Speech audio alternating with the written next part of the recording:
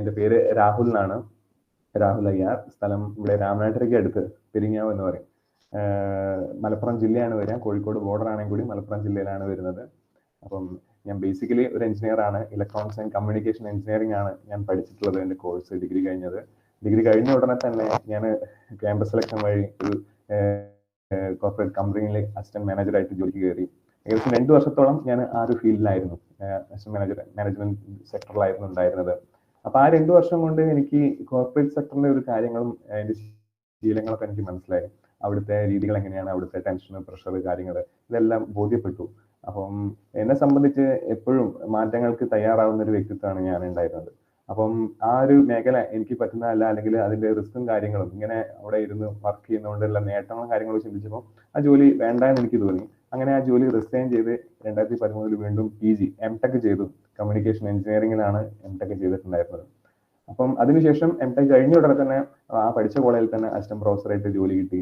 അങ്ങനെ 2016 മുതൽ അവിടെ വേദവ്യാസ എഞ്ചിനീയറിംഗ് കോളേജിൽ അസിസ്റ്റന്റ് പ്രൊഫസറായിട്ട് ജോലി ചെയ്തുകൊണ്ടിരിക്കുകയാണ് എനിക്ക് ഈ ഒരു അവസരം പരിചയപ്പെടാൻ സാധിച്ചത്. അപ്പൊ 2017 മുതൽ ഞാൻ കോഴിക്കോട് ആകാശവാണിയിൽ അനൗൺസറാണ്. നിങ്ങൾ റേഡിയോ കേൾക്കുന്ന ആളുകളാണെങ്കിൽ എന്റെ ശബ്ദം കേട്ടിട്ടുണ്ടാവും. ഞാൻ 103.6 റിയൽ FM അനൗൺസറാണ്, കാഷ്വൽ അനൗൺസർ. പ്രൈവറ്റ് FMs നമ്മൾ റേഡിയോ ജോക്കി എന്ന് പറയും. ഇവിടെ ആകാശവാണി സെൻട്രൽ ഗവൺമെന്റിന്റെ ആണ്. അവിടെ കാഷ്വൽ അനൗൺസർ എന്നുള്ള ടൈറ്റിലാണ് നമ്മളവിടെ വർക്ക് ചെയ്യുന്നത്. അത് പാർട്ട് ടൈം ആയിട്ടാണ്. നമുക്ക് വീക്കിലി 1-2 ഡ്യൂട്ടിയാണ് നമുക്ക് അവിടെ കിട്ടാറുള്ളത്. അപ്പൊ അങ്ങനെ അവിടെയും വർക്ക് ചെയ്യുന്നുണ്ട്. അപ്പം എന്തുകൊണ്ട് ഈ ഒരു മേഖലയിലേക്ക്, അല്ലെങ്കിൽ ഡയറക്ട് സെല്ലിംഗ് ഇൻഡസ്ട്രിയിലേക്ക് കടന്നു വന്നു എന്ന് ചോദിച്ചു കഴിഞ്ഞാൽ, നമുക്ക് എല്ലാവർക്കും ഡയറക്ട് സെല്ലിംഗ് ഇൻഡസ്ട്രിയിൽ പിടിച്ചു നിൽക്കണം എന്നുണ്ടെങ്കിൽ വളരെ ശക്തമായിട്ടുള്ള ഒരു കാരണം, ഒരു റീസൺ നമുക്ക് ഉണ്ടായിരിക്കണം. അല്ലാതെ വെറുതെ വന്ന് ആരെങ്കിലും വിജയിക്കാന്ന് വിചാരിച്ചാൽ അത് നടക്കുന്ന ഒരു കാര്യമല്ല. വളരെ ശക്തമായിട്ടുള്ള ആഗ്രഹങ്ങളും വളരെ ശക്തമായിട്ടുള്ള തീരുമാനങ്ങൾ എടുക്കുന്ന വ്യക്തികൾക്കാണ് ഡയറക്ട് സെല്ലിംഗിൽ വിജയിക്കാൻ പറ്റുക. അപ്പൊ എന്നെ സംബന്ധിച്ച് എന്തുകൊണ്ട് ഈ ഒരു മേഖലയിലേക്ക് കടന്നു വന്നു എന്ന് ചോദിച്ചു കഴിഞ്ഞാൽ എൻ്റെ ഒരു ആരോഗ്യ പ്രശ്നം തന്നെയാണ്. നമുക്കറിയാം, നമ്മളിപ്പോൾ കുട്ടികൾക്കൊക്കെ കൊടുക്കുന്ന എന്താണ്, ബേക്കറി ഐറ്റംസ്, മിഠായികൾ, സ്വീറ്റ്സ്. ഇതേപോലെ ഏറ്റവും പ്രിയപ്പെട്ടതായിരുന്നു എനിക്ക് ബേക്കറി ഐറ്റംസും കാര്യങ്ങളൊക്കെ ചെറിയ കുട്ടിയാവുന്ന സമയത്ത്. അപ്പം കുട്ടിയാവുന്നതുകൊണ്ട് 3 നേരം ബേക്കറി ഐറ്റംസ് കഴിക്കുക. അതേപോലെ തന്നെ അരിയാഹാരങ്ങൾ. ഇപ്പം രാവിലെ ഇഡ്ഡലി ആണെങ്കിൽ ഉച്ചയ്ക്ക് സ്കൂളിലേക്ക് കൊണ്ടുപോയി ഞാൻ ഇഡ്ഡലി കഴിക്കും. രാത്രി വീട്ടിൽ വന്നാലും ഇഡ്ഡലി കഴിക്കുക. ഇങ്ങനത്തെ ഒരു ശീലമായിരുന്നു എനിക്കുണ്ടായത്. അപ്പൊ ഇത്തരത്തിലുള്ള തെറ്റായിട്ടുള്ള ഭക്ഷണ രീതി കൊണ്ട് എൻ്റെ വയറ് ആകെ അസ്വസ്ഥമാവുകയും ഗ്യാസ് ട്രബിൾ, അസിഡിറ്റി പോലത്തെ പ്രശ്നങ്ങൾ വളരെയധികം രൂക്ഷമാവുകയും ചെയ്തു. അങ്ങനെ ഏകദേശം ഒരു 15 വയസ്സായപ്പോഴേക്ക് നന്നായിട്ട് ഗ്യാസ് ട്രബിൾ വന്ന് എനിക്കിങ്ങനെ ഗ്യാസ് ഇങ്ങനെ കയറി കഴിഞ്ഞാൽ ഇങ്ങനെ നെഞ്ചത്ത് ഇങ്ങനെ സൂചി കുത്തുന്ന പോലെ വന്ന് നിൽക്കുകയായിരുന്നു. അപ്പൊ ഇങ്ങനെ ഉള്ളിൽ നിന്ന് ഇങ്ങനെ ഒരു കുത്തുന്ന വേദന അനുഭവിക്കും. കുമ്പിട്ട് കഴിഞ്ഞാൽ പിന്നെ പെട്ടെന്ന് നിവരാൻ പറ്റില്ല. അവിടെ അങ്ങനെ ഒഴിഞ്ഞ് അവിടെ ഗ്യാസ് ഒരു ഡൈല്യൂട്ട് ആക്കിയിട്ട് അങ്ങനെയൊക്കെ മാത്രമേ സാധിക്കാറുണ്ടായിരുന്നു. അപ്പം വീട്ടിലെല്ലാവരും പേടിച്ചിട്ടുണ്ടായിരുന്നു, ഹൃദയത്തിന്റെ എന്തെങ്കിലും പ്രശ്നമാണോ, അങ്ങനെയൊക്കെ. അല്ല, നെഞ്ചിന്റെ ഭാഗത്ത് വേദന വരിക എന്ന് പറയുമ്പോൾ അതാണല്ലോ പേടിക്കാൻ. അപ്പോൾ ഡോക്ടറെ അടുത്തൊക്കെ പോയി. അപ്പോൾ ഡോക്ടർമാർ പറഞ്ഞു, അല്ല, ഇത് ഗ്യാസ് ട്രബിളിന്റെ തന്നെ പ്രശ്നമാണ്, വേറെ പ്രശ്നങ്ങളും കാര്യങ്ങളൊന്നുമില്ല. അപ്പൊ ഗ്യാസ് ട്രബിളിന് വേണ്ടിയിട്ട് കുറേ ട്രീറ്റ്മെന്റ്. അത് കാരണം എനിക്ക് മൈഗ്രെയിൻ എന്നുള്ളൊരു പ്രശ്നങ്ങളും വരാൻ തുടങ്ങി. കാരണം മൈഗ്രെയിൻ എന്ന് പറഞ്ഞാൽ ശരിക്കും ഒരു അസുഖമല്ല. അത് നമ്മളെ ശരീരത്തിൽ ഉണ്ടാകുന്ന ഒരു സിംറ്റം, അല്ലെങ്കിൽ ഇലക്ട്രിക്കൽ സിഗ്നൽസ് വരുന്ന വേരിയേഷൻ കൊണ്ട് ശരീരം കാണിക്കുന്ന, അല്ലെങ്കിൽ ശരീരത്തിൽ നിന്ന് വരുന്നൊരു ലക്ഷണമാണ് നമ്മുടെ വയറിനെ ക്ലീൻ ആക്കാൻ വേണ്ടി. മെയിനായിട്ട് മൈഗ്രെയിൻ വന്നു കഴിഞ്ഞാൽ തലവേദനയാണ് കൂടാൻ, അതിൻ്റെ കൂടെ ഛർദി വരും. അങ്ങനെ ഛർദ്ദിച്ച് വയറിലെ കേടുകൾ കംപ്ലീറ്റ് പുറം കളഞ്ഞ് വയറിന് റെസ്റ്റ് കൊടുക്കാൻ വേണ്ടിയിട്ടാണ് ശരിക്കും ഈ മൈഗ്രെയിൻ എന്നുള്ളൊരു പ്രശ്നങ്ങൾ വരുന്നത്. നിരവധിയായിട്ടുള്ള ആളുകൾക്ക് പല കാരണങ്ങളായിരിക്കാം. എന്നെ സംബന്ധിച്ച് ഈ ഗ്യാസ് ട്രബിൾ, അസിഡിറ്റി ഒക്കെ അധികരിക്കുന്ന സമയത്ത് പിന്നെ ഓവറായിട്ട് സ്ട്രെയിൻ ചെയ്യുക, ടെൻഷൻ ഉണ്ടാവുക, ബ്ലഡ് പ്രഷറിൽ ഉണ്ടാവുന്ന വേരിയേഷൻസ്, ഇതൊക്കെ ഉണ്ടാവുന്ന ആളുകൾക്കാണ് മൈഗ്രെയിൻ ഇടയ്ക്കിടയ്ക്ക് ഉണ്ടാവുക. അപ്പൊ എന്നെ സംബന്ധിച്ച് ഇങ്ങനത്തെ ഗ്യാസ് ട്രബിൾ, അസിഡിറ്റി ഒക്കെ കണ്ടിന്യൂസ് ആയിട്ട് കുറെ കാലം ഞാൻ കോഴിക്കോട് ബേബി മെമ്മോറിയൽ ഹോസ്പിറ്റലിൽ ട്രീറ്റ്മെന്റിലായിരുന്നു. പിന്നെ മറ്റു പല ആയുർവേദ മരുന്നുകൾ കഴിച്ചു നോക്കി. എന്നിട്ടൊന്നും ഇതിനൊരു ശമനം കിട്ടിയിരുന്നില്ല. ഈ കോളേജിലൊക്കെ പഠിപ്പിക്കുന്ന സമയത്ത് വരെ, ക്ലാസ് എടുക്കുന്ന സമയത്ത് പെട്ടെന്ന് മൈഗ്രെയിൻ വരികയും, മൈഗ്രെയിൻ വന്നു കഴിഞ്ഞാൽ എനിക്ക് വളരെ സിവിയർ ആയിട്ടുള്ള മൈഗ്രെയിൻ ആയിരുന്നു. അത് പല ലക്ഷണങ്ങളൊക്കെ കൊടുക്കുക, കാണിക്കുക. ആദ്യം കണ്ണൊക്കെ ബ്ലേഡ് ആവും, കറക്റ്റ് കാഴ്ച ക്ലിയർ ആവാത്ത രീതിയിലൊക്കെ ആവും. ആൾക്കാരെ മുഖത്തേക്ക് നോക്കുമ്പോൾ കണ്ണുകളൊക്കെ 4 കണ്ണുള്ള പോലെ, അങ്ങനെയൊക്കെ ഒരു ഫീലിങ്സ് ഒക്കെ എനിക്ക് വരുമായിരുന്നു. അപ്പൊ ഞാൻ മുഖത്തേക്കേ നോക്കാറില്ലായിരുന്നു, കണ്ണടച്ചിരിക്കുക. അത് കഴിഞ്ഞാൽ കൈ കാലം അങ്ങനെ മരവിപ്പ് പോലെ വന്ന് നാളൊക്കെ തെരിച്ച് സംസാരിക്കാൻ പോലും പറ്റാത്ത ഒരവസ്ഥയിലേക്ക് മാറാറുണ്ടായിരുന്നു. ഒരു അപസ്മാരം പോലെ കാണണമെന്ന് തോന്നിയിട്ട് ഞങ്ങൾ ഹോസ്പിറ്റലിൽ പോയിട്ട് അഡ്മിറ്റ് ആവുകയും ചെയ്യാം. അങ്ങനെ ഒരു 10-15 കൊല്ലക്കാലം ഈ ഒരു അസുഖം ഞാൻ കൊണ്ടു നടന്നിട്ടുണ്ടായിരുന്നു. മാസത്തിൽ 1-2 തവണ എന്നുള്ള രീതിയിൽ ഇങ്ങനെ വന്നുകൊണ്ടിരിക്കുകയാണ്. അപ്പൊ ആ സമയത്ത് ഈ ബിസിനസ് അവസരം കേൾക്കുന്നത് 2018 സമയത്ത് എൻ്റെ സുഹൃത്തായിട്ടുള്ള, എൻ്റെ അയൽനാട്ടുകാരനായിട്ടുള്ള, ഞങ്ങൾ ഒന്നിച്ച് ഹൈസ്കൂളിൽ ഒരുമിച്ച് പഠിച്ചാണ് 8, 9, 10 ക്ലാസ്സിൽ ശരത്ലാൽ സാർ, ഇന്ന് ZTC റാങ്കിലുള്ള ശരത്ലാൽ സാറാണ് ഈ ബിസിനസ് അവസരം എന്നെ പരിചയപ്പെടുത്തുന്നത്. അപ്പൊ പ്രൊഡക്ട്സുകൾ കേട്ടു, പക്ഷെ ഇതിലൊന്നും വിശ്വാസം ഉണ്ടായിരുന്നില്ല. ഏതൊരു സാധാരണക്കാരനെയും പോലെ തന്നെ എന്താണ് നമ്മുടെ പ്രൊഡക്ട്സ് ഉള്ളിലേക്ക് കഴിക്കാനുള്ള പ്രൊഡക്ട്സ് ആണ്. ഇത് കഴിച്ചാൽ എന്തെങ്കിലും സംഭവിച്ചു പോവോ, എന്തെങ്കിലും പറ്റിപ്പോവോ എന്നുള്ള പേടി കാരണം ഞാൻ ആ പ്രൊഡക്ട്സ് ഒന്നും ഉപയോഗിക്കാണ്ട് അവൻ സുഹൃത്ത് നിർബന്ധിച്ചുകൊണ്ട് കുറച്ച് പ്രൊഡക്ട്സുകൾ വാങ്ങി വീട്ടിൽ വെച്ചു. അത് അതേപോലെ എടുക്കാതെ ഷെൽഫിൻ്റെ ഉള്ളിൽ അവിടെ ഇരിക്കുകയായിരുന്നു. 2-3 കൊല്ലം കഴിഞ്ഞു, അത് എക്സ്പയറി ഡേറ്റ് കഴിഞ്ഞ് ഞാൻ നോക്കുമ്പോൾ എല്ലാത്തിൻ്റെ എക്സ്പയറി ഡേറ്റ് കഴിഞ്ഞിട്ടുണ്ട്. അതെല്ലാം കൊണ്ട് തെങ്ങിന്റെ ചോട്ടിൽ കൊണ്ട് കളഞ്ഞൊരു വ്യക്തിയായിരുന്നു ഞാൻ. അപ്പൊ ഇതുപോലത്തെ അനുഭവങ്ങളൊക്കെ പലർക്കും ഉണ്ടാവും. കുറെ വില കൊടുത്ത് വാങ്ങിയ നല്ല ആയുഷ് പ്രീമിയം പ്രൊഡക്ട്സ് അത് ഉപയോഗിച്ച് പോലും നോക്കാതെ തെങ്ങിന്റെ ചോട്ടിൽ കൊണ്ട് കളഞ്ഞിട്ടുണ്ട് ഞാൻ. പിന്നീട് നമുക്ക് പറയാം കൊറോണ വന്നു അല്ലെ. കൊറോണ വന്ന സമയത്ത് നമ്മളെല്ലാവരും വീട്ടിലിരിക്കാൻ തുടങ്ങി അല്ലെ. അപ്പോഴാണ് പുതിയ കാര്യങ്ങളെ കുറിച്ച് ചിന്തിക്കാനും പ്രവർത്തിക്കാനൊക്കെ ആളുകൾ തുടങ്ങിയിട്ടുണ്ടായിരുന്നത്. അപ്പൊ കൊറോണ വന്ന സമയത്ത് വീണ്ടും ഫോളോ അപ്പിനായിട്ട് വന്നു, കാര്യങ്ങൾ പറഞ്ഞു. അപ്പൊ ഞാനിങ്ങനെ മൈഗ്രൈനെ കുറിച്ച് അപ്പോഴും ഇങ്ങനെ അനുഭവിച്ചുകൊണ്ടിരിക്കുകയാണ്. അപ്പൊ ഗ്യാസ് ട്രബിളും കാര്യങ്ങൾ പറഞ്ഞ സമയത്ത് ലിവഗൈൻ എന്നുള്ള ഒരു പ്രൊഡക്റ്റ് ഉണ്ട്, കണ്ടിന്യൂസ് ഉപയോഗിച്ച് നോക്കുന്നവർ നിർബന്ധിച്ചു. അങ്ങനെ ലിവഗൈൻ എന്നുള്ളൊരു പ്രൊഡക്റ്റ് ഒരു 2-3 മാസം കണ്ടിന്യൂസ് യൂസ് ചെയ്തു ഞാൻ. അങ്ങനെ യൂസ് ചെയ്തപ്പോഴാണ് എനിക്ക് മാറ്റം എനിക്ക് ഫീൽ ചെയ്തത്. എന്റെ ഗ്യാസ് ട്രബിളും അസിഡിറ്റിയൊക്കെ നന്നായിട്ട് കുറഞ്ഞു. പിന്നെ അതിന് ശേഷം മൈഗ്രെയിൻ എന്നൊരു പ്രശ്നമേ എനിക്ക് വന്നിട്ടില്ല. അപ്പൊ അത്രയ്ക്ക് നല്ല ഗുണമുള്ളൊരു ഉൽപ്പന്നമാണെന്നുള്ളത് മനസ്സിലായി.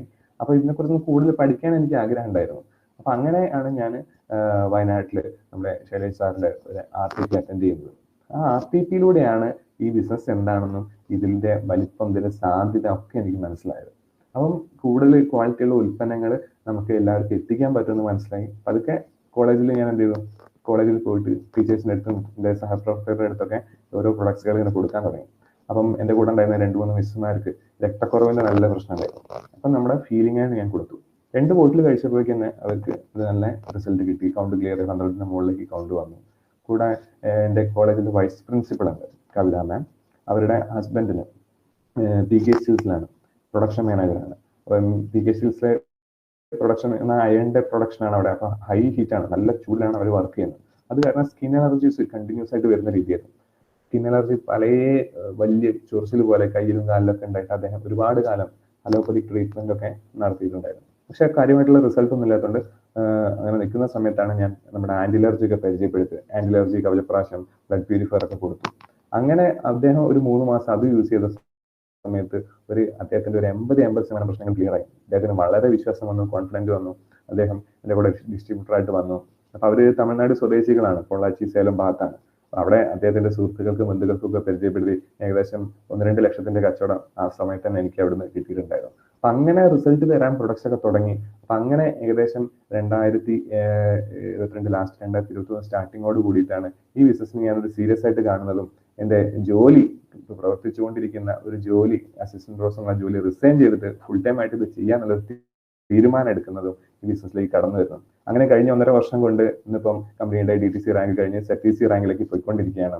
അപ്പൊ എന്നെ ഇങ്ങോട്ട് ഇൻവൈറ്റ് ചെയ്തിട്ടുണ്ടാവാം എന്റെ പ്രൊഫഷൻ. ഞാൻ വലിയ റാങ്കിലോ കാര്യങ്ങളിലോ ഒന്നും എത്തിയിട്ടില്ല അല്ലെ. DTC എന്ന് പറഞ്ഞാൽ ഒന്നുമില്ല, നമുക്ക് എല്ലാവർക്കും അറിയാം. പക്ഷെ ആ റാങ്കിൽ എന്നെ സ്പീച്ചിന് വേണ്ടി ഇങ്ങോട്ട് ഇൻവൈറ്റ് ചെയ്തിട്ടുണ്ടാവുക എന്റെ മേഖലയും പ്രൊഫഷനും ഞാൻ എടുത്ത തീരുമാനങ്ങളും ആയിരിക്കാം. അപ്പൊ നമ്മൾ ജീവിതത്തിൽ എന്തെങ്കിലും മാറ്റങ്ങൾ ഉണ്ടാവണം എന്നുണ്ടെങ്കിൽ ചാൻസ് കൊണ്ട് നമുക്ക് ഈ അവസരം കിട്ടി എന്നതുകൊണ്ട് ആരും രക്ഷപ്പെടില്ല. നമ്മളൊരു മാറാൻ തയ്യാറായി, നമ്മൾ മാറ്റത്തിന് വിധേയമാകുമ്പോൾ മാത്രമേ നമ്മുടെ ജീവിതത്തിൽ മാറ്റങ്ങൾ ഉണ്ടാവും. അങ്ങനെയുള്ള തീരുമാനങ്ങൾ എടുക്കുന്നവർക്കാണ് മുന്നോട്ടുള്ള വഴികൾ സുഗമമായിട്ട് മുന്നോട്ട് പോകാം. അതും എളുപ്പമായിരിക്കില്ല, അതും വളരെ ബുദ്ധിമുട്ടേറിയതായിരിക്കും അല്ലെ. ഇങ്ങനത്തെ കഠിനമായിട്ടുള്ള തീരുമാനങ്ങളൊക്കെ എടുക്കുമ്പോൾ ഒരുപാട് എതിർപ്പുകൾ വീട്ടിൽ നിന്നും ഒക്കെ ഉണ്ടാവും. എൻ്റെ വീട്ടിൽ നിന്നും ഉണ്ടായിരുന്നു ഒരുപാട് എതിർപ്പുകൾ. എന്ത് മണ്ടത്തര കാണിക്കുന്ന അങ്ങനെ ഇങ്ങനെ എന്നൊക്കെയുള്ള തീരുമാനങ്ങളും ചോദ്യങ്ങളൊക്കെ ഉണ്ടായി. കാരണം ഈ അവസരങ്ങൾ മനസ്സിലാക്കുന്നതും തിരിച്ചറിയുന്നതും നമ്മളാണ്. നമ്മുടെ വീട്ടിലുള്ള ആളുകളോ അല്ലെങ്കിൽ നമ്മുടെ ഭാര്യ ഭർത്താവോ ആരാണോ, നമ്മുടെ ഏറ്റവും അടുത്ത വേണ്ടപ്പെട്ട ആളുകൾ പോലും ഈ അവസരം കേട്ടിട്ടുണ്ടാവില്ല, മനസ്സിലാക്കിയിട്ടുണ്ടാവില്ല. അപ്പൊ നമുക്ക് ദൈവം എല്ലാവർക്കും വ്യത്യസ്തമായിട്ടുള്ള കഴിവുകളും ബോധ്യങ്ങളും ബുദ്ധിശക്തിയാണ് കൊടുത്തിട്ടുള്ളത് അല്ലെ. അപ്പൊ നമുക്ക് നമ്മളുടെ ബുദ്ധിശക്തിയിൽ ഇത് നല്ലതാണ്, നല്ല കാര്യങ്ങളാണ് തോന്നിക്കഴിഞ്ഞാൽ അത് ഏറ്റെടുക്കുക.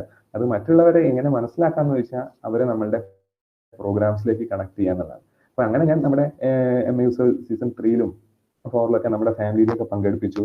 മറ്റൊരുപാട് ട്രെയിനിങ്സ് ഒക്കെ ഫാമിലി വൈഫിനൊക്കെ കേൾപ്പിച്ചു. അനീഷ് സാറിനൊക്കെ ട്രെയിനിങ് കേട്ടപ്പോഴാണ് ഇവർക്കും ഈ കാര്യങ്ങളൊക്കെ ബോധ്യപ്പെട്ടത്. അതിനുശേഷം ഫുൾ സപ്പോർട്ടാണ്. അപ്പോൾ നമ്മളെല്ലാവരും ഫാമിലിയായിട്ട് അച്ഛൻ്റെ പേരിലും അമ്മേൻ്റെ പേരിലും വൈഫിൻ്റെ പേരിലും എല്ലാവരുടെ പേരിലും ID ഒക്കെ അടിച്ച് നമ്മൾ ബിസിനസ് ആയിട്ട് ചെയ്യുകയാണ്. അപ്പം ഇന്നിപ്പോൾ ഏകദേശം മൊത്തം ഒരു 10-30 ലക്ഷത്തിൻ്റെ അടുത്ത് കച്ചവടം കഴിഞ്ഞു. അപ്പൊ ആ ഒരു ലെവലിൽ ഫാസ്റ്റ് ആയിട്ട് നമ്മൾ മുന്നോട്ട് പോകുന്നുണ്ടെങ്കിൽ അതിന്റെ കാരണം എന്റെ കഴിവോ കാര്യങ്ങളോ ഒന്നുമല്ല, നമ്മുടെ പ്രൊഡക്ട്സിന്റെ ക്വാളിറ്റി തന്നെയാണ്.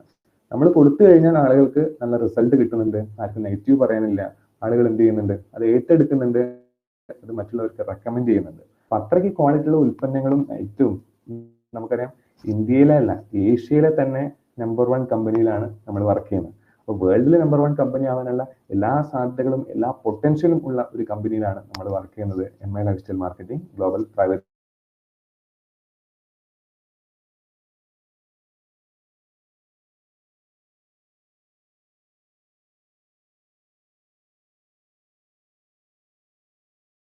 ഒന്ന് ഏറ്റ സമയത്ത് ഓട്ടോമാറ്റിക്കലി നമുക്കറിയാം ഇതെന്താണ്, ഒരു സിസ്റ്റം ബേസ്ഡ് ബിസിനസ് ആണ് അല്ലെ. സിസ്റ്റം ബേസ്ഡ് ബിസിനസിന്റെ പ്രത്യേകത എന്താണ്? നമ്മൾ ആ സിസ്റ്റത്തിലേക്ക് കയറി നിന്നാൽ മതി, ഓട്ടോമാറ്റിക് ആയിട്ട് സിസ്റ്റം പ്രകാരം നമ്മൾ ഓരോരോ റാങ്ക് അടിച്ച് കയറുകയും നമ്മൾ എന്താണ് നമ്മുടെ ലീഡേഴ്സ് അല്ലെങ്കിൽ അപ്ലയൻസ് ചെയ്തിട്ടുള്ളത് ആ കാര്യങ്ങൾ ചെയ്യുന്ന സമയത്ത് നമ്മളും അവരെ നേടിയിട്ടുള്ള എല്ലാ കാര്യങ്ങളും അംഗീകാരങ്ങളും സമ്പത്തും നേടാൻ നമുക്കും സാധിക്കും. അത് ഒരുപാട് ലീഡേഴ്സ് ഇപ്പൊ പ്രൂവ് ചെയ്തിട്ടുണ്ട് അല്ലെ.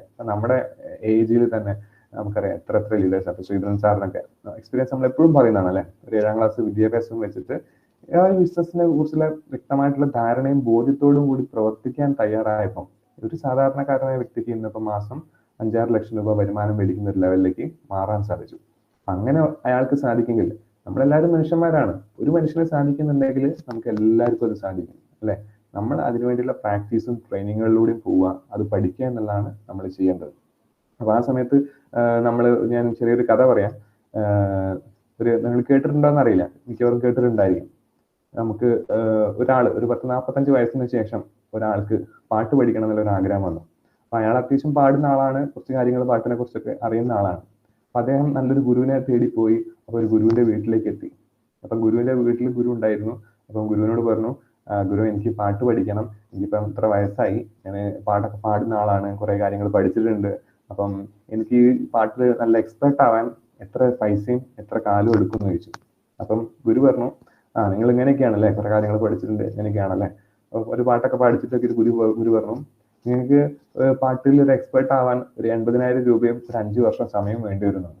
അപ്പം ഇയാൾ ചോദിച്ചു, ഇത്രയും നന്നായിട്ട് പാടുന്ന കുറെ അറിവുകളുള്ള എനിക്ക് പാട്ടിൽ എക്സ്പെർട്ട് ആവാൻ വേണ്ടിയിട്ട് 80,000 രൂപയും 5 വർഷവും ഇതെന്താ ചോദിച്ചു. അപ്പം അയാളൊന്ന് ചിന്തിച്ചിട്ട് പറയാന്ന് പറഞ്ഞിട്ട് ആ ഗുരുവിന്റെ വീടിന്റെ പുറത്ത് അദ്ദേഹം പോയിരുന്നു. വീടിന്റെ പുറത്ത് പോയിരുന്ന സമയത്ത് തന്നെ അവിടേക്ക് വേറൊരു കുട്ടി കടന്നു വരികയാണ്. ഒരു 8 വയസ്സുള്ള ഒരു കുട്ടി കടന്നു വന്നിട്ട് ആ കുട്ടിയുടെയും ആഗ്രഹം എന്താണ്? പാട്ട് പഠിക്കണം എന്നാണ്. അപ്പം ഈ കുട്ടിയെ ശ്രദ്ധിച്ചുകൊണ്ട് അയാൾ പുറത്തിരിക്കുകയാണ്. കുട്ടി അകത്ത് ചെന്നിട്ട് ഗുരുവിനോട് പറയാണ്, ഗുരു എനിക്ക് പാട്ട് പഠിക്കണം, ഞാൻ ഇതുവരെ ഒന്നും പഠിച്ചിട്ടില്ല, എനിക്ക് നന്നായിട്ട് പാട്ട് പാടണമെന്ന ആഗ്രഹം ഉണ്ട് പറയും. അപ്പം ഗുരു ആ കുട്ടീനെ കൊണ്ട് ചെറുതായിട്ടൊന്ന് മൂളിച്ചു നോക്കിയിട്ട് പറയും, ഇതേപോലെ ഈ കുട്ടിയും ചോദിക്കും, ഗുരു ഞാൻ എത്ര കാലം പഠിക്കണം, എനിക്ക് എത്രയോ ഫീസ് എന്ന് ചോദിച്ചു. അപ്പൊ ഗുരു പറഞ്ഞു, നിനക്കൊരു 20,000 രൂപയും ഒരു 2 വർഷവും നമുക്ക് പാട്ടിൽ നന്നായിട്ട് പാടാൻ പറ്റുന്നതാണ്. അപ്പൊ ഇത് പുറമേയുള്ള ഈ 45 വയസ്സിലെ പാട്ട് പാടാൻ അറിയുന്ന ആള് കേൾക്കുകയാണ്. അപ്പൊ അയാൾ വിചാരിക്കും, ഇതിപ്പോ എന്താ പാട്ട് പാടുന്ന നല്ലോണം അറിയുന്ന പഠിച്ച ആള്, എനിക്ക് 5 വർഷം 80,000 രൂപയും, ഒന്നും അറിയാത്ത ഈ കുട്ടിക്ക് 20,000 രൂപയും 2 വർഷവും, ഇതെന്താ സംഭവം എന്ന് അയാൾക്ക് ദേഷ്യം വന്നിട്ട് അയാൾ ഗുരുവിനോട് ചോദിക്കും, ഇത് എന്തുകൊണ്ടാണ് ഇങ്ങനെ വന്നത്? അപ്പൊ ഗുരു പറയും, നിങ്ങൾ ഒരുപാട് തെറ്റായിട്ടുള്ള കാര്യങ്ങൾ പഠിച്ചു വെച്ചിട്ടുണ്ട്. അപ്പം എനിക്ക് ആദ്യത്തെ 2-3 വർഷം നിങ്ങൾ ഇതുവരെ പഠിച്ച തെറ്റായിട്ടുള്ള കാര്യങ്ങളെ ഇല്ലാതാക്കാൻ വേണ്ടിയിട്ട്, അതിനെ മായ്ച്ചു കളയാൻ വേണ്ടി സമയം വരും. അതിനുശേഷം മാത്രമാണ് നിങ്ങൾക്ക് പുതിയ കാര്യങ്ങൾ പഠിക്കാനും അതിൽ പ്രാഗൽഭ്യം നേടാനും സാധിക്കാം. നേരെ മറിച്ച് ഈ കുട്ടിയാണെങ്കിൽ എന്താണ്, ഈ കുട്ടി ഓപ്പൺ മൈൻഡഡ് ആണ്, ഒന്നും അറിയില്ല. കുട്ടിക്ക് എന്ത് പറഞ്ഞു കൊടുത്താലും പെട്ടെന്ന് പഠിക്കാനും ഗ്രാസ്പ് ചെയ്യാനും പറ്റും. ആ കുട്ടിക്ക് വളരെ പെട്ടെന്ന് അച്ചീവ് ചെയ്യാനും സാധിക്കും. അപ്പം ഇതേപോലെയാണ് ഇപ്പൊ നമ്മളുടെ എല്ലാവരുടെയും അവസ്ഥ. നമുക്ക് ഈ അവസരം കിട്ടിയത് എപ്പോഴാണ്? ഈ ഒരു 10-40 വയസ്സ് കഴിഞ്ഞിട്ട് അതിനോട് അടുക്കുന്ന ആളുകൾക്കൊക്കെയാണ് ഇപ്പൊ ഈ ഒരു അവസരം കിട്ടിയിട്ടുള്ളത്. അപ്പൊ ഇതുവരെ നമ്മൾ വ്യത്യസ്തമായിട്ടുള്ള പല മേഖലകളിലും പല പണികളും എടുത്ത് അല്ലെ, ജീവിതം ഏതൊക്കെയോ രീതിയിലേക്ക് മുന്നോട്ട് കൊണ്ടുപോയിക്കൊണ്ടിരിക്കുന്ന ആളുകളാണ്. അപ്പൊ നമുക്കിപ്പൊ കിട്ടിയ പുതിയ അവസരത്തെ കുറിച്ച് മനസ്സിലാക്കാനും ഏറ്റെടുക്കാനൊക്കെ നമുക്കും കുറച്ച് സമയം വേണ്ടി വരും. നേരെ മറിച്ച് ഫ്രഷ് ആയിട്ടുള്ള പുതിയ യങ് ജനറേഷനൊക്കെയാണ് നമ്മളിത് പഠിപ്പിക്കുന്നെങ്കിലോ അവർക്ക് അത് ആവേശത്തോടു കൂടി ഏറ്റെടുത്ത് പെട്ടെന്ന് അച്ചീവേഴ്സ് ആയിട്ട് മാറാൻ സാധിക്കും. അപ്പൊ നമ്മൾ ചെയ്യേണ്ട കാര്യം എന്താണ്? നമ്മൾ സോഫ്റ്റ്വെയർ അപ്ഡേഷൻ ചെയ്യുക എന്നുള്ളതാണ്. നമുക്കറിയാം നമ്മുടെ ഫോണിലൊക്കെ എന്താണ് സോഫ്റ്റ്വെയർ അപ്ഡേഷൻസ് വരാറുണ്ട് അല്ലെ. ഒരുപാട് അപ്ഡേഷൻസ് ഓരോ ആപ്ലിക്കേഷൻസിനും ഓരോരോ സമയം കഴിയുമ്പോൾ 2-3 മാസം കഴിയുമ്പോൾ തന്നെ അപ്ഡേഷൻസ് വരാറുണ്ട്. അതേപോലെ നമ്മുടെ ജീവിതത്തിൽ അല്ലെങ്കിൽ നമ്മുടെ കമ്പനിയിൽ വരുന്ന മാറ്റങ്ങളെ കുറിച്ച് മനസ്സിലാക്കാനും നമ്മൾ അപ്ഡേറ്റഡ് ആവുക. കാലഘട്ടം മാറുകയാണ് അല്ലെ. പണ്ടൊക്കെ ഓൺലൈൻ ബിസിനസ് എന്ന് പറഞ്ഞാൽ ആർക്കും വിശ്വാസം ഉണ്ടായിരുന്നില്ല അല്ലെ. ആമസോൺ, ഫ്ലിപ്കാർട്ടൊക്കെ വന്ന സമയത്ത് നമ്മൾ എന്താ പറഞ്ഞിരുന്നത്? എന്തെങ്കിലും സാധനം ആരെങ്കിലും തൊട്ട് നോക്കാതെ മണത്ത് നോക്കാതെ അല്ലെ, കണ്ടുകൊണ്ട് മാത്രം ആരെങ്കിലും മേടിക്കുക. അപ്പം നമ്മൾ വലിയൊരു വാഷിംഗ് മെഷീൻ ഓർഡർ ചെയ്താൽ വലിയ കല്ലായിരിക്കും വരിക, അങ്ങനെയൊക്കെ പറഞ്ഞ് അങ്ങനത്തെ അനുഭവങ്ങൾ ഉണ്ടായിട്ടുമുണ്ട് അല്ലെ. അങ്ങനെയൊക്കെ വിശ്വസിച്ചിരുന്ന കാലഘട്ടത്തിൽ ഇന്നിപ്പം ഓരോരുത്തരും ഏത് മുക്കിലും മൂലയിലുള്ള വീടിന് വരെ ആമസോണിലാണ് ഉൽപ്പന്നങ്ങൾ ഓർഡർ ചെയ്ത് തരുന്നത്, അല്ലെ? ഓൺലൈൻ ബിസിനസ് വ്യാപിപ്പിച്ചു. അപ്പൊ കാലഘട്ടം മാറുമ്പോൾ ടെക്നോളജി മാറുന്നു, ആ കാര്യങ്ങളൊന്നും ഉൾക്കൊള്ളാതെ നമ്മളിപ്പോഴും പഴയ രീതിയിൽ തന്നെ നിൽക്കുകയാണെങ്കിൽ നമുക്ക് ഒരിക്കലും വലിയ നേട്ടങ്ങളിലേക്ക് പോകാൻ പറ്റില്ല, അല്ലെ? അപ്പൊ നമ്മൾ ചെയ്യേണ്ടത് ഇതിനെക്കുറിച്ച് പഠിക്കുക, മനസ്സിലാക്കുക, ഏറ്റെടുക്കുക എന്നുള്ളതാണ്. അപ്പൊ നമ്മൾ ഇതിനെ ഏറ്റെടുത്ത് കഴിഞ്ഞാൽ, ഏറ്റെടുക്കുക എന്ന് പറഞ്ഞാൽ ഇതിന്റെ സിസ്റ്റത്തിന്റെ ഭാഗമാണ്. ചിലരുടെ വിചാരം ഇത് ലോട്ടറി ആണെന്നാണ്. അടിക്കുകയാണെങ്കിൽ അടിച്ചോട്ടെ എന്ന് വിചാരിച്ചിട്ട് കയറി നിൽക്കുന്ന ആളുകളുണ്ട്. വെറുതെ നിന്ന് കഴിഞ്ഞാൽ അടിക്കുന്നു വിചാരിച്ചിട്ട് കോടീശ്വരനാവാന്ന് വിചാരിച്ചിട്ട് നിൽക്കുന്ന ആളുകളുണ്ടായിരിക്കാം.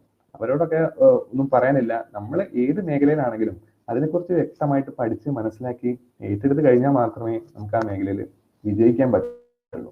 അപ്പൊ അതിന് ഒരുപാട് കാര്യങ്ങൾ നമ്മൾ ചെയ്യേണ്ടതായിട്ടുണ്ട്. ഇപ്പം നമ്മുടെ പ്രോഗ്രാംസുകൾ മാക്സിമം യൂട്ടിലൈസ് ചെയ്യുക എന്നുള്ളതാണ് അതിൽ ഏറ്റവും വലിയ കാര്യം. നമ്മുടെ ബിസിനസ് എന്ന് പറഞ്ഞാൽ ഇവന്റ് ഓറിയന്റഡ് ആണ്, അല്ലെ? നമ്മൾ ഈ ബിസിനസ്സിൽ കടന്നു വന്നതും ഒരു ഇവന്റ്സിലൂടെയാണ്, അല്ലെ? ആരെങ്കിലും നമ്മളെ GTS എത്തിക്കുകയോ ആരെങ്കിലും ഒരു GTS പ്രസന്റേഷൻ കേട്ടുകൊണ്ടോ ആണ് നമ്മൾ ഈ ബിസിനസ്സിലേക്ക് കടന്നു വരുന്നത്. അപ്പൊ അങ്ങനെ വരുന്ന സമയത്ത് ഇതിന്റെ വലിപ്പവും കാര്യങ്ങളും മറ്റുള്ളവരെ ബോധ്യപ്പെടുത്തണം എന്നുണ്ടെങ്കിൽ നമ്മൾ ഇവന്റ്സ് നന്നായിട്ട് യൂസ് ചെയ്യണം, അല്ലെ? ഇപ്പം ഇവന്റ്സിൽ നമുക്ക് പല പല ഇവന്റ്സ് ഉണ്ട്. വർക്ക്ഷോപ്പുകളായിട്ടും കൃഷ്ണൻ എന്ന് പറഞ്ഞ ആളുടെ മൈക്രോണാണ്. ഓക്കെ, അപ്പം ഇവന്റ്സുകൾ നമ്മൾ മാക്സിമം യൂട്ടിലൈസ് ചെയ്യാം. അപ്പൊ എന്താ കാരണം ഇവന്റ്സ് യൂട്ടിലൈസ് ചെയ്യാൻ കാരണം? ഇപ്പൊ നമ്മൾ പരിചയപ്പെടുത്തുന്ന ഒരാള്, അയാൾക്ക് ചിലപ്പം നമ്മൾ പറഞ്ഞാൽ വിശ്വാസം വന്നോളണമെന്നില്ല, അല്ലെ?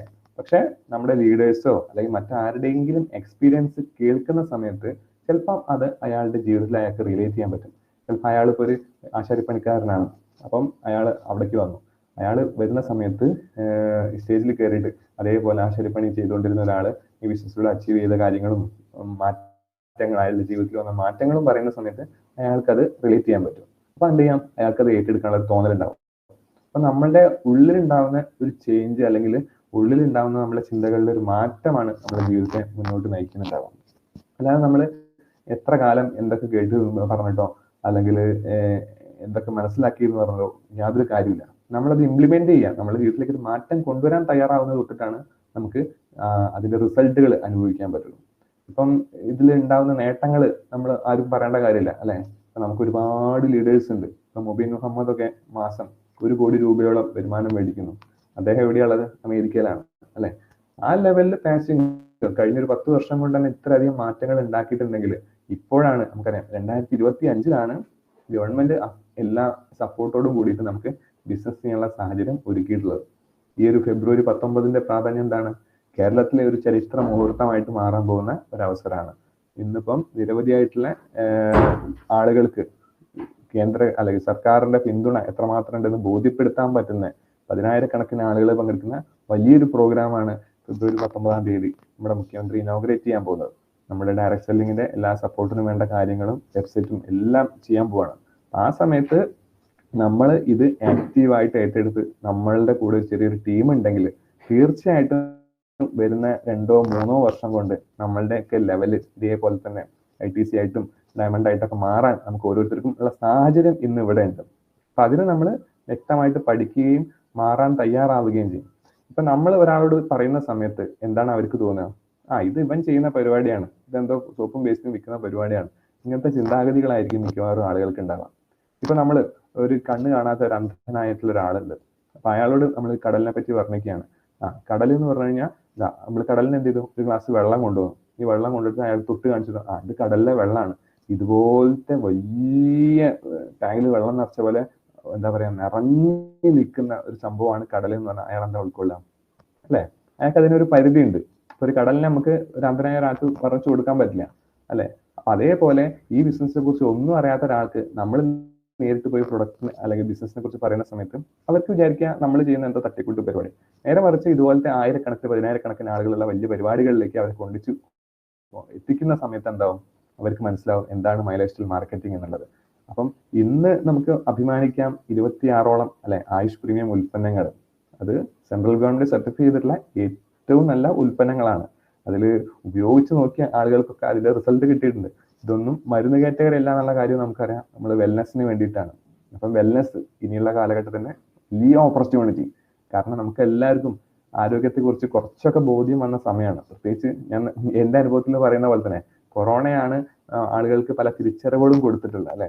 അതുവരെ പൈസ ഉണ്ടാക്കിയാൽ മാത്രം മതി എന്ന് വിചാരിച്ച് ഓടി നടന്ന ആളുകൾക്ക് മനസ്സിലായി അത് മാത്രം പോരാ, ആരോഗ്യം സംരക്ഷിക്കണം, പ്രതിരോധം വേണം, നല്ല ഊർജ്ജസ്വലതയോട് കൂടിയിട്ട്, അല്ലെങ്കിൽ നല്ല പ്രതിരോധ ശക്തി ഇല്ലെങ്കിൽ ഇനിയുള്ള കാലഘട്ടത്തിൽ മുന്നോട്ട് പോകാൻ പറ്റില്ല, ആയുസ് ഉണ്ടാവില്ല എന്നുള്ളൊരു ബോധ്യം വന്നിട്ടുണ്ട്.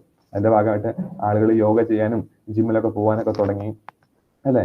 അപ്പം നമുക്കറിയാം കൊറോണ സമയത്ത് ഇപ്പം SP ബാലസുബ്രഹ്മണ്യം, സുഗതകുമാരിനെയൊക്കെ പോലത്തെ ഒരുപാട് ആളുകൾ മരിച്ചുപോയി. അവരാരും പൈസ ഇല്ലാത്തതുകൊണ്ടോ ചികിത്സ കിട്ടാത്തതുകൊണ്ടോ മരിച്ചു പോയതല്ലല്ലോ, അവരുടെ പ്രതിരോധ സംവിധാനം ദുർബലമായിരുന്നു. അപ്പൊ അതുപോലെ ഇനിയിപ്പോ കൊറോണനെക്കാട്ടും പല മുന്തിയ വൈറസുകളൊക്കെ വരാൻ പോകുന്ന സാഹചര്യത്തിൽ നമുക്ക് എത്രമാത്രം പ്രതിരോധ ശക്തി ഉണ്ട്, എത്രമാത്രം ആരോഗ്യമുണ്ട്, അതിനനുസരിച്ചായിരിക്കും നമ്മളുടെ അതിജീവനം എന്ന് പറയുന്നത്. അപ്പം ഇന്ന് എല്ലാ വീടുകളിലേക്കും നമ്മൾ എത്തിക്കേണ്ട ഏറ്റവും ശക്തമായിട്ടുള്ള പ്രൊഡക്റ്റുകളാണ് നമുക്ക് കമ്പനി തന്നിട്ടുള്ളത്.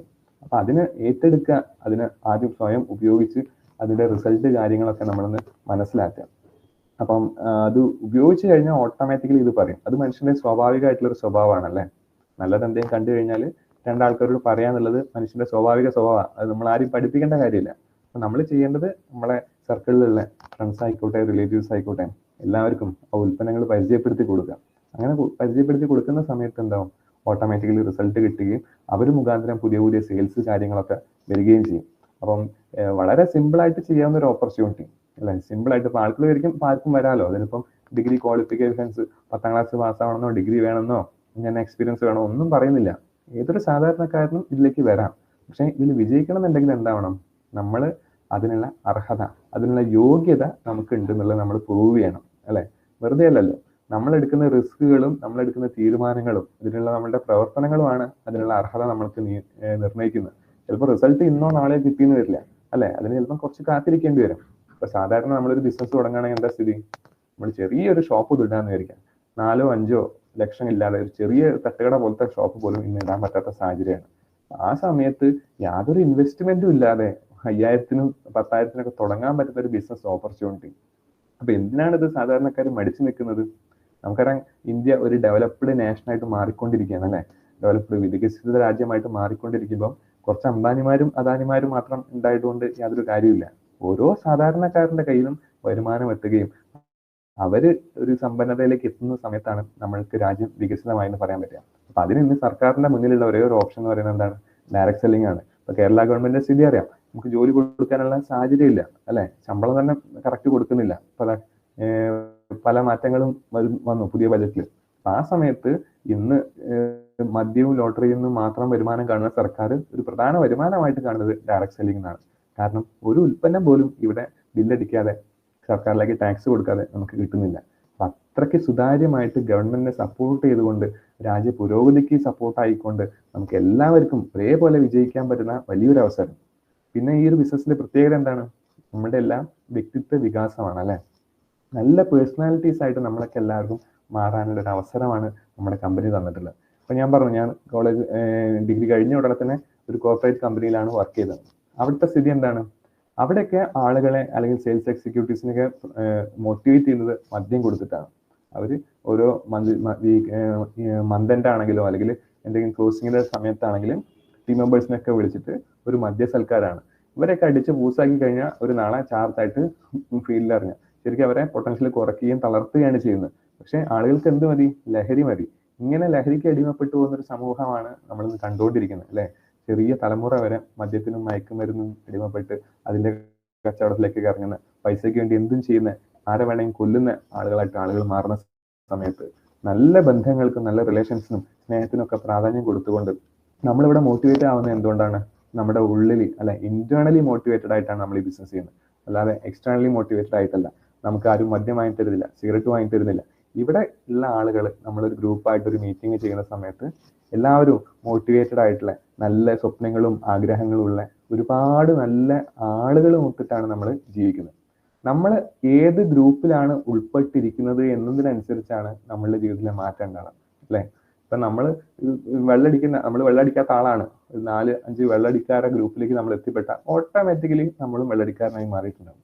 അതേപോലെ നല്ല ചിന്തകളും നല്ല മോട്ടിവേറ്റഡ് ആളുകളുടെ കൂടെ നമ്മൾ നിന്ന് കഴിഞ്ഞാൽ മതി.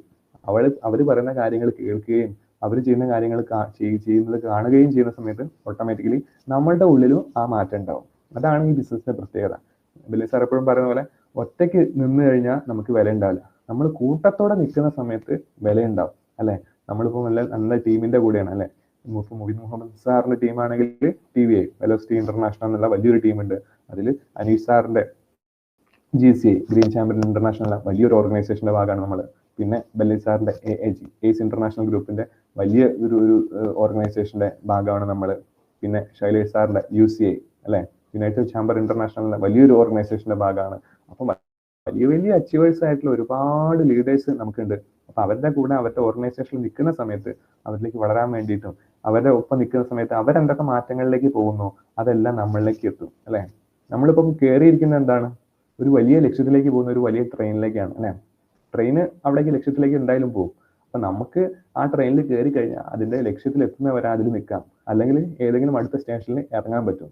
ഈ ഒരു ബിസിനസിന്റെ ഏറ്റവും വലിയ എന്താ പറയാ നേട്ടവും കോട്ടവും അത് തന്നെയാണ്. ഇവിടെ ആർക്കും എപ്പോ വേണമെങ്കിലും ഇറങ്ങി പോവാം, കയറി വരാം അല്ലെ. ആർക്കും പ്രത്യേകിച്ച് നഷ്ടങ്ങളോ സാധ്യതകളോ ഒന്നുമില്ല. ഇത് വിജയിക്കണോ വേണ്ടേ എന്നുള്ളത് അവനവന്റെ തീരുമാനമാണ്. നമുക്ക് ആരെയും രക്ഷപ്പെടുത്താൻ പറ്റില്ല അല്ലെ. അവനവൻ സ്വയം വിചാരിക്കാതെ ഒരാളും നമുക്ക് രക്ഷപ്പെടുത്താൻ പറ്റില്ല. അപ്പൊ മാറ്റം തുടങ്ങേണ്ടത് ഓരോരുത്തരുടെയും ചിന്തകളിലാണ്, ഓരോരുത്തരുടെയും പ്രവൃത്തികളിലാണ്. അല്ലാതെ നമ്മൾ എത്ര ഒരാളെ പുഷ് ചെയ്തിട്ടോ എന്ത് ചെയ്തിട്ടും കാര്യമില്ല. അയാൾക്ക് തോന്നണം. അയാൾക്ക് തോന്നുന്നത് പല പല അനുഭവങ്ങളിൽ നിന്നായിരിക്കാം. അപ്പൊ നമ്മൾ വിജയത്തിലേക്ക് പോയിക്കൊണ്ടിരിക്കുന്ന, ലക്ഷ്യത്തിലേക്ക് പോയിക്കൊണ്ടിരിക്കുന്ന ഒരു നല്ല എക്സ്പ്രസ് ട്രെയിനിൽ നമ്മൾ കയറിയിട്ടുണ്ട് അല്ലെ. പണ്ടൊക്കെ ആണെങ്കിൽ 10-60 വയസ്സ് വരെ വർക്ക് ചെയ്യുക, ജോലി ചെയ്ത് 60 വയസ്സ് കഴിഞ്ഞിട്ട് എന്താവും, റിട്ടയർമെന്റ് കഴിഞ്ഞാൽ പിന്നെ ആ സമ്പത്തോട് സുഖിക്കാന്ന് വിചാരിക്കുന്ന ആളുകളായിരുന്നു പണ്ടുണ്ടായിരുന്നത് അല്ലെ. പെൻഷനും കിട്ടിയിട്ട്, പെൻഷൻ ആയാലും എന്താണ്, മരണപ്പെട്ട് കഴിഞ്ഞാൽ പിന്നെ പെൻഷനും ഇല്ല അല്ലെ. അപ്പം ആ ഒരു സാഹചര്യത്തിൽ നമ്മളുടെ കമ്പനി എന്താ പറയുന്നത്, 3 തലമുറയിലേക്കുള്ള ഇൻകം കമ്പനി ട്രാൻസ്ഫർ ചെയ്യാന്ന് പറയുന്നത്. ഇതിപ്പം നമ്മൾ ടീം ബിൽഡ് ചെയ്ത് കഴിഞ്ഞാൽ അതിലൂടെ നല്ല നല്ല ലീഡർഷിപ്പിലേക്കുള്ള ആളുകൾ വരികയും സെയിൽസ് നടക്കുകയും ചെയ്യും. അതിന്റെ കമ്മീഷൻ നമുക്ക് വരണം അല്ലെ. നമ്മളില്ലെങ്കിൽ പോലും നമ്മളെ നോമിനിക്ക് ആ ഒരു ഇൻകം കൊടുക്കുക, അല്ലെങ്കിൽ അടുത്ത ജനറേഷനിലേക്ക് 3 ജനറേഷനിലേക്ക് വരെ ഇൻകം ട്രാൻസ്ഫർ ചെയ്യുന്ന മനോഹരമായിട്ടുള്ള ഒരു ഓപ്പർച്യൂണിറ്റി കമ്പനി തന്നിട്ടുള്ളത്. അപ്പൊ ഇത്രയും വലിയ അവസരങ്ങൾ കമ്പനി തരുമ്പോൾ അതെങ്ങനെ ഉപയോഗപ്പെടുത്തണം നമ്മൾ അല്ലെ. നമ്മൾ ചിന്തിക്കുക, 60 വയസ്സ് വരെ പണിയെടുത്ത് കഷ്ടപ്പെട്ട് പണിയെടുത്ത് അപ്പോഴേക്ക് എന്തൊക്കെ അസുഖങ്ങൾ വരുന്നോ എന്തൊക്കെ ചെലവുകൾ വരുന്നോ ഒന്നും നമുക്ക് പറയാൻ പറ്റില്ല. അപ്പൊ ഇവിടെ നമ്മൾ ഒരു 4-5 വർഷം കൊണ്ട്, ഇന്നത്തെ ചെറുപ്പക്കാർക്കൊക്കെ അല്ലെ വലിയ വലിയ സ്വപ്നങ്ങളും ആഗ്രഹങ്ങളും ഉള്ള ആളുകളാണ്. അപ്പൊ അവരെ നമ്മളിതിലേക്ക് കൈപിടിച്ച് കൊണ്ടുവരിക. ഒരു 4-5 വർഷം കൊണ്ട് അവർക്ക് വേണ്ട സ്വപ്നങ്ങളും എല്ലാ ജീവിതത്തിലേക്ക് വേണ്ട കാര്യങ്ങളും അവർക്ക് നേടിക്കൊടുക്കാൻ പറ്റും. നല്ല വ്യക്തിത്വങ്ങൾ ഉണ്ടാക്കുക ഒരു രാഷ്ട്ര നിർമ്മാണത്തിൽ ഏറ്റവും പ്രാധാന്യം അർഹിക്കുന്ന കാര്യമാണ് അല്ലെ. തീവ്രവാദികളല്ലാത്ത, അക്രമകാരികളല്ലാത്ത, കുറ്റകൃത്യങ്ങൾ ചെയ്യുന്ന ആളുകളല്ലാത്ത നല്ല സമൂഹത്തെ ഉണ്ടാക്കുക എന്നുള്ളതാണ് ഏതൊരു രാഷ്ട്രത്തിന്റെയും അടിസ്ഥാനപരമായിട്ടുള്ള വികസനത്തിനും രാഷ്ട്ര പുരോഗതിക്കും വേണ്ട കാര്യം.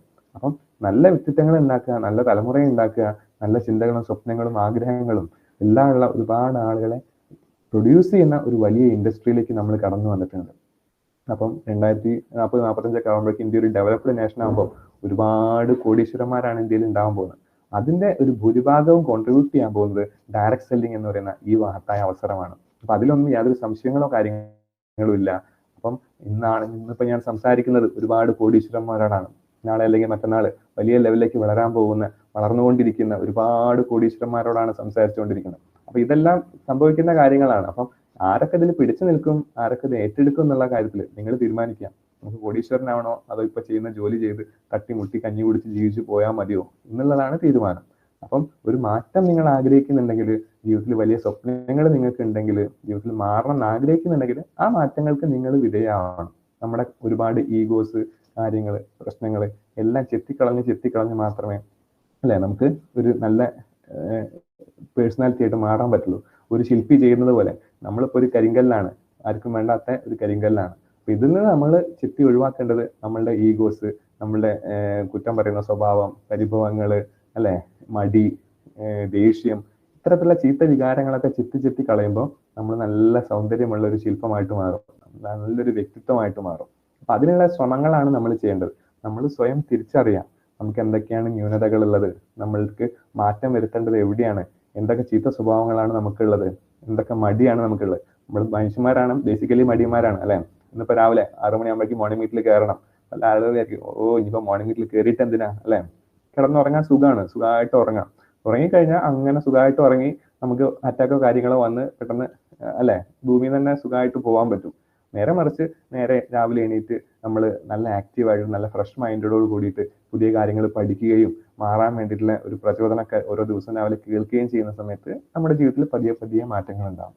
അപ്പൊ ഇന്ന് നമുക്ക് എല്ലാവർക്കും അതിനുള്ള സാഹചര്യങ്ങൾ ഇപ്പം ഓൺലൈനായിട്ട് ഇപ്പൊ എല്ലാവരും വ്യത്യസ്തങ്ങൾ, ഇപ്പൊ എറണാകുളത്ത് നിന്ന് ഇരിക്കുന്നുണ്ട്, ഇവിടെ മലപ്പുറത്ത് ഇരിക്കുന്നുണ്ട്, കോഴിക്കോട് ഇരിക്കുന്നുണ്ട്, വ്യത്യസ്ത ഭാഗങ്ങളിൽ നിന്ന് ഒന്നിച്ചാണ് നമ്മൾ ഇതെല്ലാം കേൾക്കുന്നതും പഠിക്കുന്നതും ഒക്കെ. ഈ ലോക കാലഘട്ടം മാറുകയാണ്. അപ്പം അതിനനുസരിച്ചുള്ള മാറ്റങ്ങൾക്ക് നമ്മൾ ഇറങ്ങിച്ചില്ല. ചെന്ന് കഴിഞ്ഞാൽ ഓട്ടോമാറ്റിക്കലി നമുക്ക് എല്ലാവർക്കും വിജയിക്കാനുള്ള സാധ്യത ഇന്ന് കമ്പനി ഒരുക്കി തന്നിട്ടുണ്ട്, നമ്മുടെ ലീഡേഴ്സ് ഒരുക്കി തന്നിട്ടുണ്ട്. ഓക്കെ, ഏകദേശം 7 മണി ആവാറായി. അപ്പം എൻ്റെ സമയം കഴിയാറായി. അപ്പം ഇന്നിപ്പം എന്നെ ഇത്രയും സമയം കേട്ട നിങ്ങൾക്ക് എല്ലാവർക്കും നന്ദി അറിയിക്കുകയാണ്. നിങ്ങൾക്ക് എല്ലാവർക്കും ഇനിയും MA ഉത്സവത്തിലേക്ക് നമുക്കറിയാം എല്ലാവരും ആവേശത്തോടു കൂടി കാത്തിരിക്കാൻ 2 ആഴ്ചയുണ്ട്. അപ്പം നിങ്ങൾക്ക് എല്ലാവർക്കും പെർഫോമൻസ് ബോണസും സീലിംഗ് അച്ചീവ്മെന്റ് ഒക്കെ നേടിക്കൊണ്ട് നിങ്ങൾക്ക് എല്ലാവർക്കും വലിയ നേട്ടത്തിലേക്ക് എത്രയും പെട്ടെന്ന് എത്താൻ പറ്റട്ടെ എന്ന് ആശംസിക്കുകയാണ്. എന്നെ ഇങ്ങോട്ട് ഇൻവൈറ്റ് ചെയ്ത വിജയ് സാറിന് ഒരിക്കൽ കൂടി നന്ദി അറിയിച്ചുകൊണ്ട് ഞാൻ വൈൻഡപ്പ് ചെയ്യാണ്. Okay sir, thank you. Wish you all success. Jai Hind, Jai Malayalam.